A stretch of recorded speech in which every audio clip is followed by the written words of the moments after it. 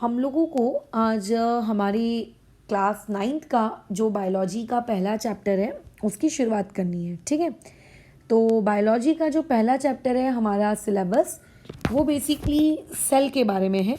अगर मैं complete chapter की बात करूँ तो कंप्लीट चैप्टर का जो फुल नेम है वो बेसिकली है द फंडामेंटल, ठीक है, यूनिट ऑफ लाइफ। ठीक है, the fundamental unit of life, और उसके बाद छोटे से अक्षरों में डैश करके वहाँ पे लिखा हुआ है, बताइए क्या? सेल। तो सेल ये हमको पढ़ना शुरू करना है।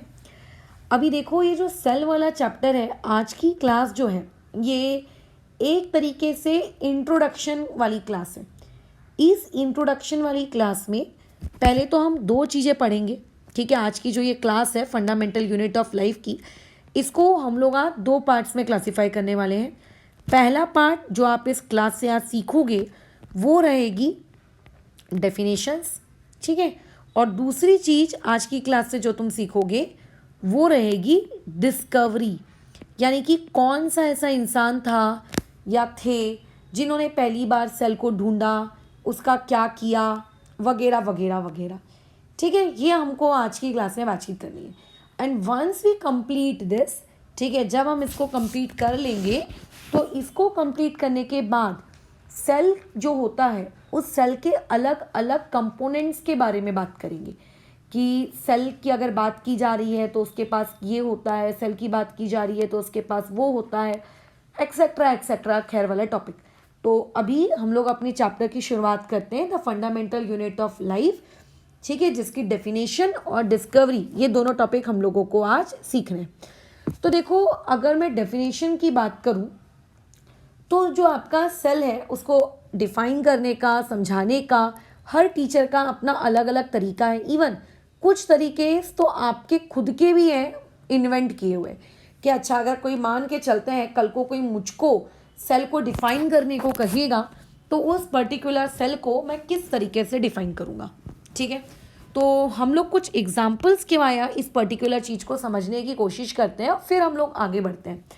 तो देखो, मान के चलिए कि आप लोग जिस कमरे में बैठे हैं उस कमरे की आप सिर्फ एक दीवार ऑब्जर्व करिए। ठीक है, आप जिस कमरे में अभी बैठे हैं उस पर्टिकुलर कमरे की एक सिर्फ दीवार को ऑब्जर्व करिए, तो आप ये पाएंगे कि उस कमरे की जो दीवार है, जब उस दीवार को बनाया गया होगा, लेट से ये उस कमरे की वॉल है, इस कमरे की वॉल को जब बनाया गया होगा तो बहुत सारे ब्रिक्स को, ठीक है, इस तरीके से अरेंज किया होगा, बराबर।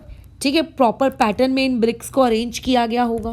फिर जब ढेर सारे ब्रिक्स आपस में प्रॉपर अरेंजमेंट के थ्रू, ठीक है, ये आपस में एक दूसरे से जुड़े हैं, तब उनके जुड़ने से वो लोग क्या बना होगा, उनके जुड़ने से क्या बनी होगी, एक वॉल बनी होगी। सही कह रही हूँ मैं, इनके जुड़ने से क्या बनी होगी, वॉल बनी होगी, राइट। तो अगर मैं तुमसे ये कहूँ कि वो जो वॉल आपको दिख रही है, वो वॉल के बनने के लिए सबसे बेसिक रिक्वायरमेंट किसकी थी? उस वॉल को अगर आपको मेक करना है, बनाना है, तो उस वॉल को बनाने के लिए जो सबसे बेसिक चीज़, ठीक है, जो सबसे बेसिक चीज़ रिक्वायर्ड थी, वो बेसिक चीज़ क्या रिक्वायर्ड थी? वो बेसिक चीज़ रिक्वायर्ड थी ब्रिक। अगर सोचो वो ब्रिक नहीं होती, ठीक है, अगर वो पर्टिकुलर ब्रिक नहीं होती तो वॉल ही नहीं बनती, बराबर, तब वो वॉल ही नहीं बनती। तो क्योंकि वो ब्रिक है, उस ब्रिक को जब हमने बार बार बार बार बार बार रिपीट किया तो हमारे बार बार रिपीटेशन से जो एक स्ट्रक्चर, जो एक फ्रेमवर्क तैयार होकर हमको मिला है, that particular thing is known as wall. तो वैसा ही सेम मैकेनिज्म, यही सेम मैकेनिज्म हमारी बॉडी के अंदर भी होता है। चाहे तुम्हारी बॉडी हो, एक कॉकरोच की बॉडी हो, एक लायन की बॉडी हो, एक एलिफेंट की बॉडी हो, कि एक चींटी की बॉडी हो, राइट। हर ऑर्गेनिज्म की बॉडी के अंदर ऑर्गन्स होते हैं, राइट। लेकिन अगर बात इस बात पर आ जाए कि वो ऑर्गन्स कैसे बने, जैसे अभी मान लेते हैं तुम एक बहुत बड़े घर में रहते हो, तुम्हारे घर में 5-6 कमरे हैं, वॉशरूम है, किचन है, गार्डन है, पार्किंग एरिया, बहुत कुछ है तुम्हारे घर में, ठीक है, अलग अलग, जैसे जहाँ खाना खाते हो डाइनिंग रूम, जहाँ तुम्हारा घर का मंदिर वगैरह है, that is puja room, kitchen, storage, ठीक है, washing area, bathroom, guest room, है ना, और master room, except study room, ऐसे बहुत सारे रूम्स आपके हैं। बट उन रूमों को आपने अलग अलग नाम दिया है। क्यों? डिपेंड कि आप उस रूम को किस पर्पज़ के लिए यूज़ कर रहे हो, है ना। अच्छा, सिमिलरली हमारी बॉडी में बहुत सारे ऑर्गन्स हैं, अलग अलग ऑर्गन्स का अलग अलग नाम दिया है, जैसे स्टमक है, किडनी है, हार्ट है, ब्रेन है, मसल्स है, बहुत कुछ है हमारी बॉडी में।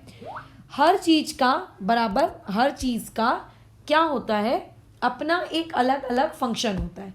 हर चीज़ का अपना एक अलग अलग फंक्शन होता है, उस फंक्शन के अकॉर्डिंग हमने उसको नामांकन किया है।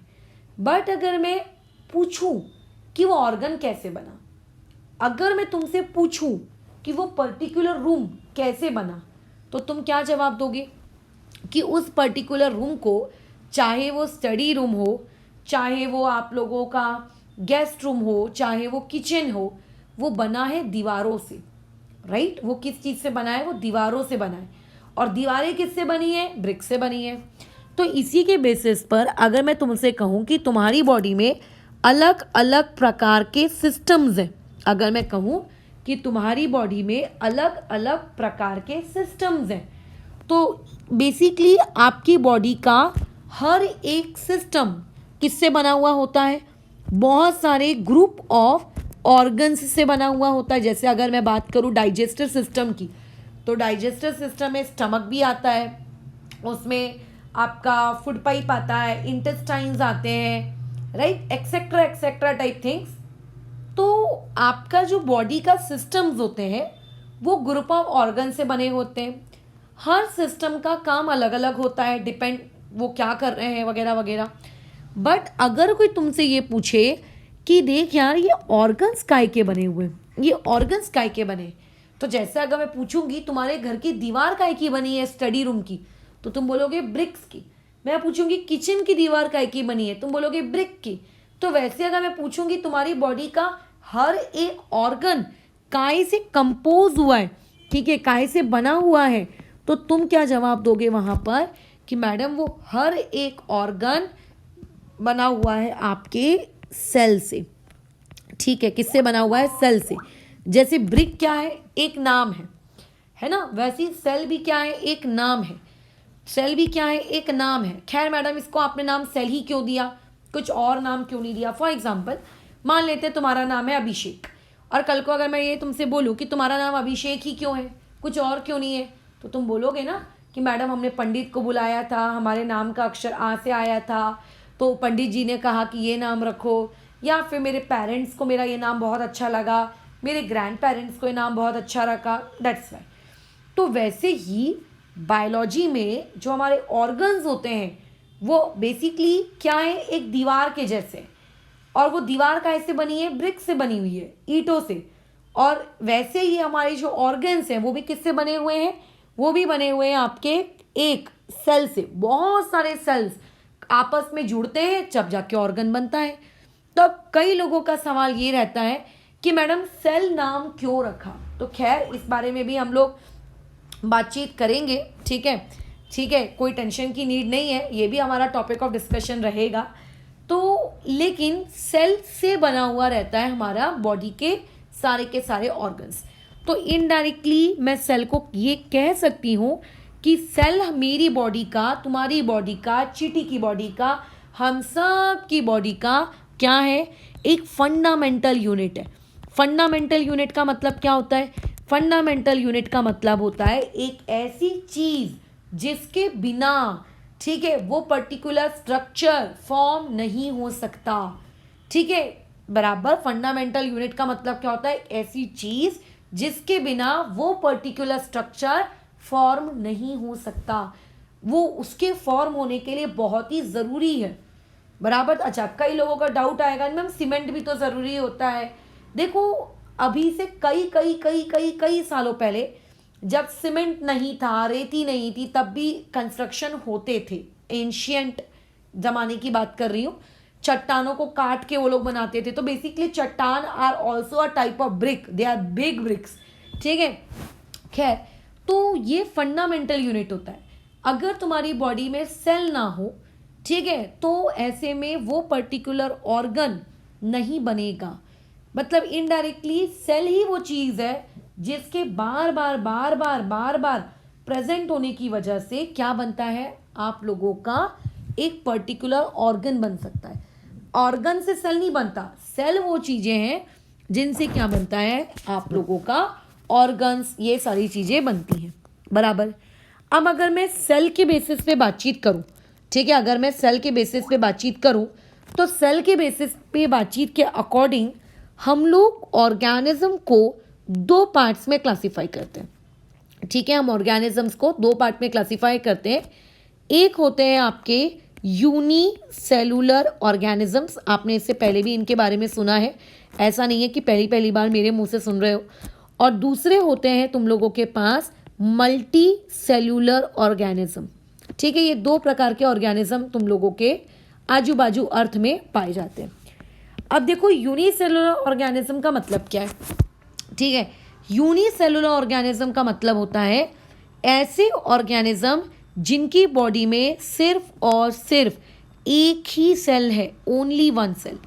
मतलब अगर उन्होंने जो खाना खाया, उनको अगर उस खाने को डाइजेस्ट करना है तो भी वही सेल करेगा। अगर उनको अपने खाने को एक्सक्रीट करना है, मतलब बॉडी से बाहर निकालना है, जैसे हमारी ह्यूमन बॉडी में होता है ना, यूरिन होता है, सुबह स्टूल्स होते हैं, तो उस टाइप से, तो भी वही एक सेल करेगा। अगर उनकी बॉडी को रेस्पिरेशन करना है या एनर्जी प्रोड्यूस करनी है, कुछ भी करना है, तो भी वही एक सेल करेगा। मतलब ऐसे ऑर्गेनिजम्स जिनकी पूरी बॉडी में सिर्फ एकमात्र एक ही सेल होता है और वही एक सेल उनकी बॉडी का सारा कार्य संभालता है, सब कुछ।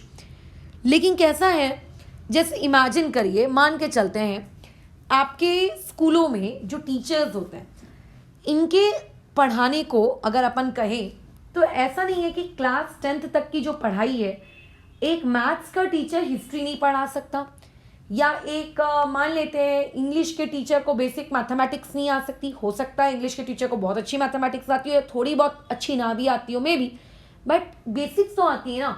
बेसिक मैथ्स तो सभी लोग पढ़े रहते हैं स्कूल में।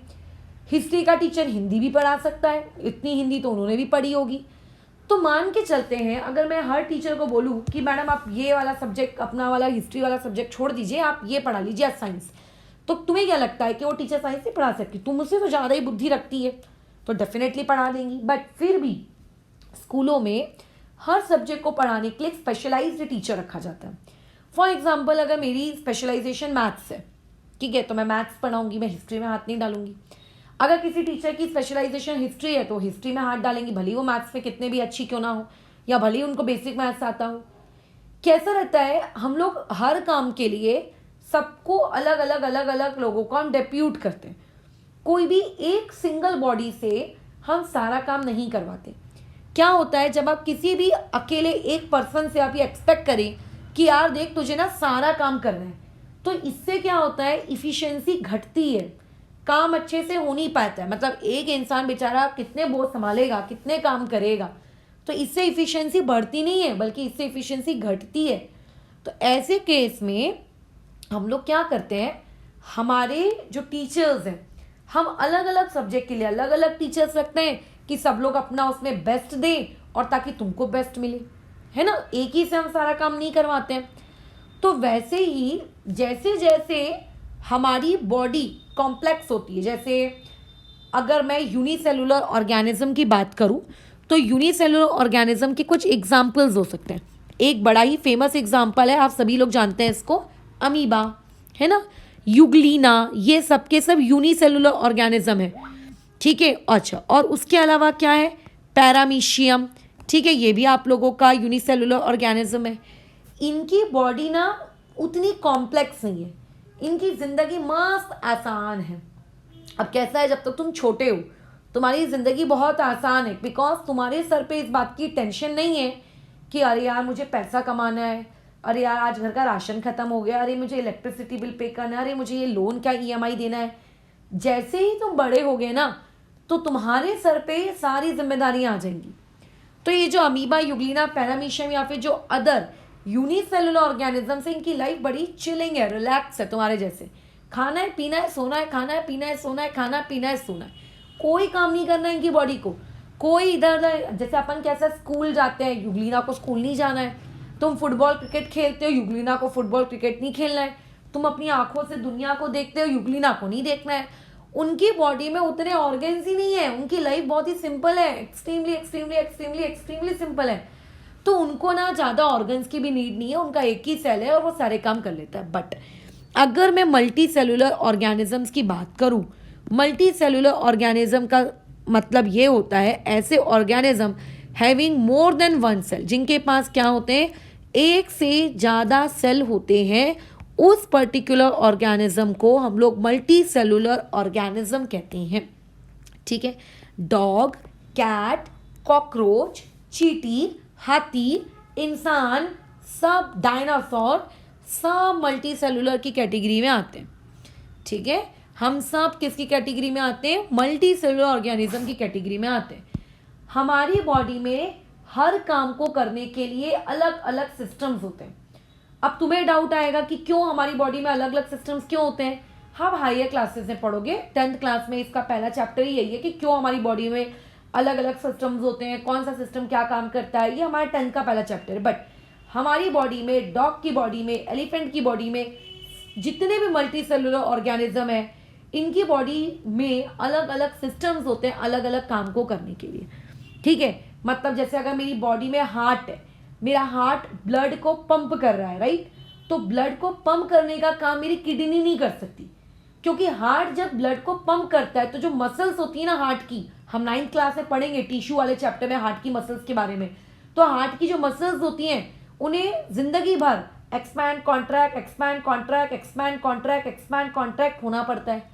तो इनको कंटिन्यूसली काम करना रहता है, कंटिन्यूसली, है ना। एक भी दिन तुम्हारा या एक भी सेकंड अगर हार्ट ने काम करना बंद कर दिया तो हम लोग पहुंच जाएंगे भगवान के पास। बट स्टमक के सेल्स, स्टमक की किडनीज के सेल, ये लोगों को कंटिन्यूसली हार्ट के जितना मेहनत वाला काम नहीं करना पड़ता है। मैं ये नहीं कह रही हूँ कि ये इंपॉर्टेंट काम नहीं है, बट उनको हार्ट के जैसे इतना मेहनत वाला काम नहीं करना पड़ता है। जैसे एक इंसान है, वो ऑफिस में जॉब करता है kit kit kit kit kit kit computer के सामने बैठकर, और एक इंसान है जो मान लीजिए बहुत मजदूरी करता है, सामान उठाता है। तो अगर मैं बोलूँगी मेहनत कौन ज़्यादा कर रहा है, तो ऑब्वियस है फिजिकल मेहनत की बात कर रही हूँ मैं, वर्क एनर्जी वाला काम कौन ज़्यादा कर रहा है, तो वो मजदूर कर रहा है ना। और जो कंप्यूटर के सामने किट किट किट किट कर रहा है, उसकी फिजिकल मेहनत थोड़ी कम लग रही है, राइट। तो वैसे ही हमारी बॉडी में जो हार्ट है, इसके जो सेल्स हैं, इनको बहुत मेहनत करनी पड़ती है, बार बार contract expand, contract expand, right. Kidney और स्टमक इन लोगों को खैर नहीं करनी पड़ती। तो ऐसे केस में किडनी के सेल्स और हार्ट के सेल्स सेम नहीं हो सकते ना, they have to be different because their work is different. क्योंकि उनका वर्क डिफरेंट है, इसीलिए उनका बोलो क्या है, उनके स्ट्रक्चर, उनकी शेप एक्सेट्रा एक्सेट्रा, वो सारी चीज़ें भी उनकी क्या होंगी, डिफरेंट होंगी। तो मल्टी सेलुलर ऑर्गेनिज्म की जो बॉडी होती है वो कॉम्प्लेक्स होती है। कॉम्प्लेक्स का मतलब उसमें बहुत सारे अलग अलग काम करने होते हैं। तो अलग अलग काम करने के लिए आप किसी एक ऑर्गन पे डिपेंड नहीं हो सकते, हर अलग अलग ऑर्गन को हर प्रकार के अलग अलग काम करने होते हैं। किडनी हमारी बॉडी में वेस्ट प्रोडक्ट क्रिएट करती है, ब्लड को फिल्टर करती है। ये ब्लड को फिल्टर करने की एबिलिटी बाकी किसी के पास नहीं है। हार्ट नहीं कर सकता ब्लड को फिल्टर, वो ब्लड को पंप कर सकता है, फिल्टर नहीं कर सकता। तो किडनी के सेल्स अलग टाइप के हैं।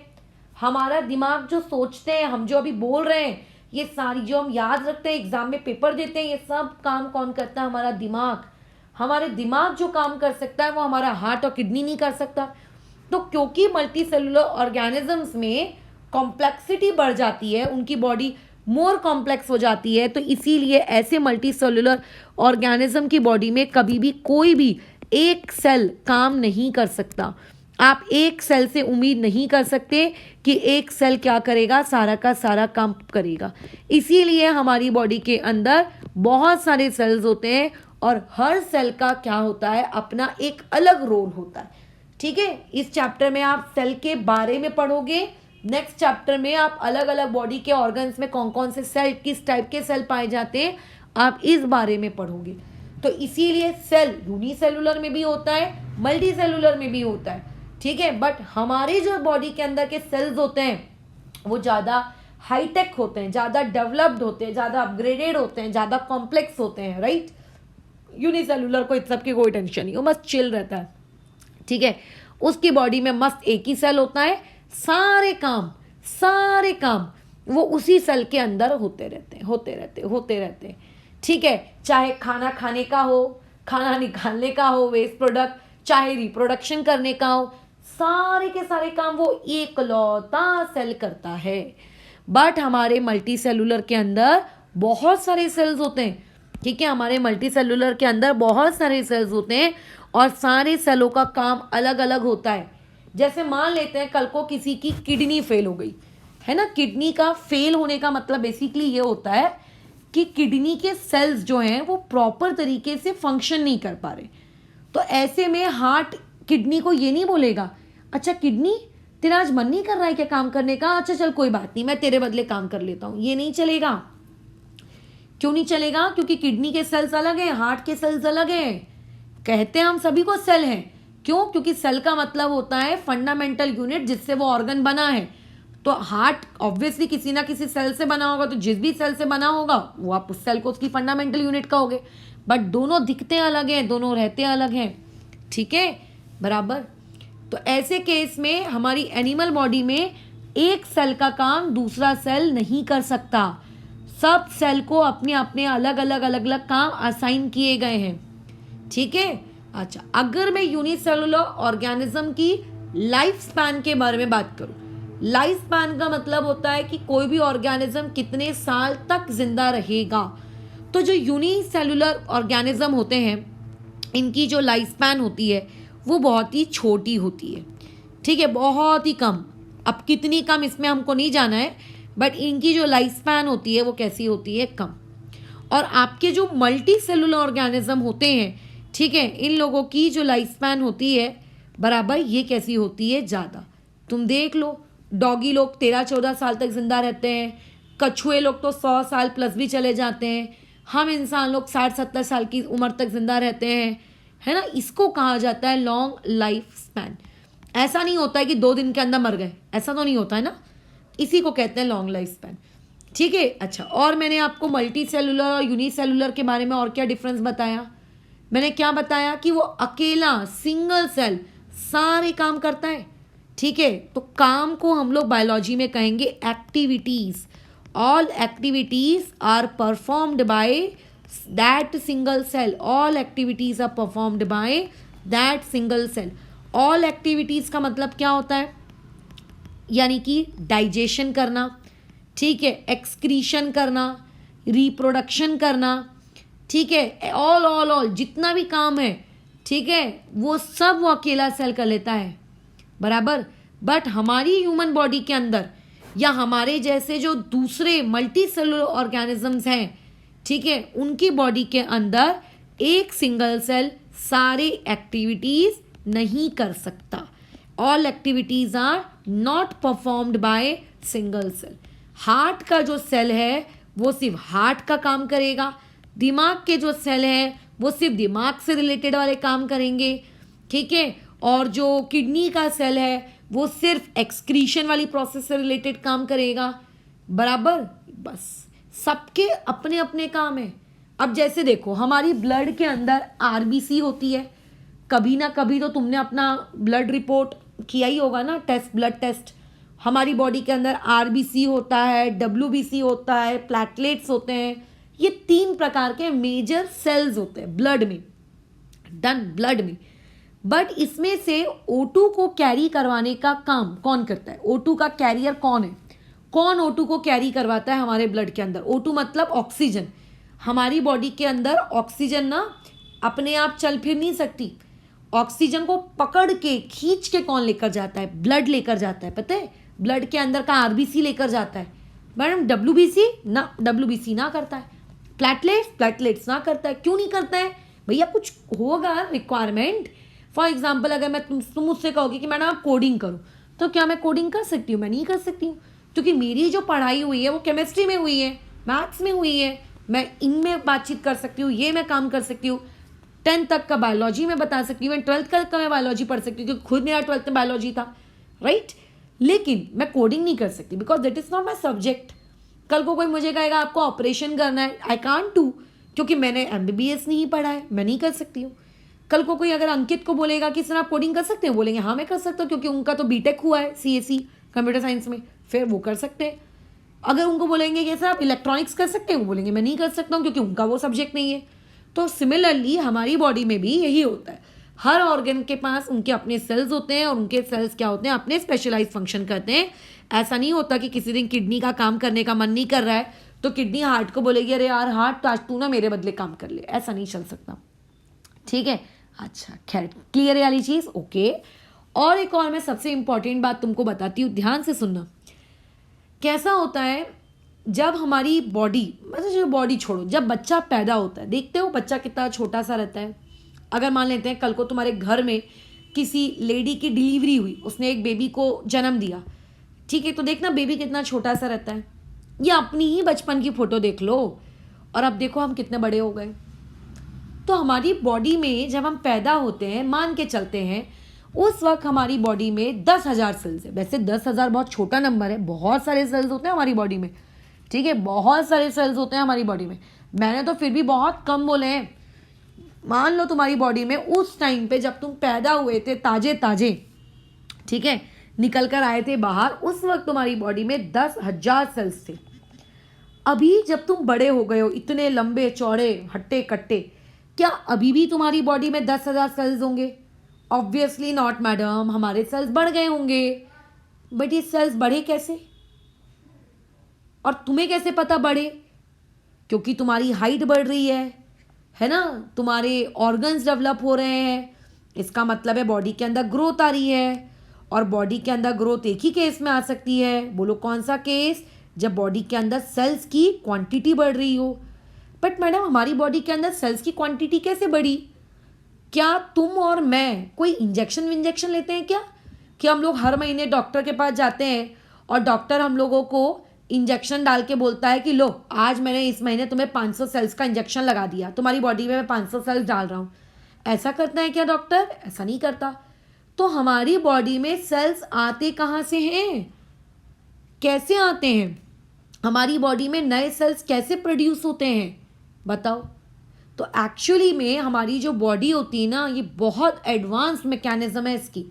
हमारी बॉडी के अंदर जो प्रीवियस सेल्स होते हैं, मतलब जिस दिन तुम पैदा हुए उस दिन जो तुम्हारे पास जो सेल्स थे, ठीक है, उस दिन जो तुम्हारे पास सेल्स थे, ठीक है, वो वाले सेल्स तुम्हारे कहाँ गए? वो वाले सेल्स तुम्हारे कहाँ गए? वही सेल डिवाइड होते